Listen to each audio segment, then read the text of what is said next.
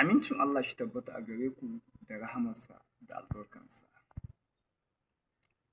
Da sunan Allah mai rahama mai jin ƙai.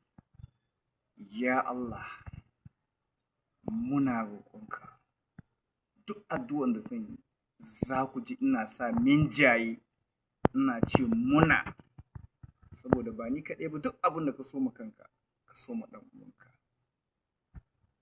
Muna roƙonka ka kare mu daga hassada, baƙin ciki, butulci, munafinci, ƙyashi, cin naman wani, gutsiri tsoma, cece-kuce, yaudara. Ya Allah, Allah ka sa mu mutu akan gaskiya, mu zama masu gaskiya, mu zama masu riƙon amana. Allah ka sa ƙarkenmu ta yi kyau. Ya Allah, muna roƙonka ka kare mu daga yaudara. Allah, muna roƙonka ka sa mu zama shugabanni nagari, ka sa mu zama dattijan ƙwarai. Allah ka sa mu yi kyakkyawan ƙarshe. Allah ka ba mu arziki mai albarka mai amfani, ka ba mu ilimi mai albarka mai amfani, ka ba mu mace ta gari mar'atu salihah. Allah muna roƙonka dukkanin alkhairin da yake duniya da lahira Allah ka sada mu da shi. Dukkanin sharrin da yake duniya da lahira Allah ka mana tsari da ita. Ya Allah muna roƙonka ko mutum ko aljan ko wani irin mahaluki ne a duniyan nan, ko talaka ko mai kuɗi ko ɗan siyasa ko ɗan kasuwa ko jami'in tsaro ko ma waye da yake nufinmu da wani sharri Allah ka mana maganinsa. Ya Allah muna roƙonka Allah ka sa mu zama masu taimako. Allah ka ƙara mana imani da tausayi. Ya Allah muna roƙonka duk wani abin da zai sa mu saɓa maka duniya wa lahira Allah muna roƙonka Allah ka mana tsari da ita. Ya Allah, duk wani shekaran da za mu shige ta a duniyar nan Allah ka sa mu shige ta da ƙafan dama. Ya Allah, muna roƙonka Allah dukkanin buƙatunmu da muka roƙa da wanda ba mu roƙa ba da wanda muka manta Allah ka fi mu sanin su. Allah ka biya mana su.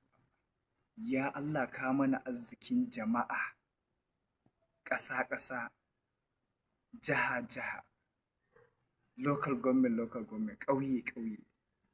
Ya Allah mun gode maka, Allah ka ba mu wadatan zuci. Ya Allah, kowa ya fi mu arziki mu fi shi tsoron Allah. Ya Allah, kowa ya fi mu ilimi mu fi shi tsoron Allah. Ya Allah muna roƙonka, Allah ka mana arzikin ɗalibai, jami'a, ministry, ƙauyuka, jiha, local government. Ya Allah, duk wanda za mu koyar da shi a cikin ɗalibanmu da zuciya ɗaya muke koyar da shi ya Allah.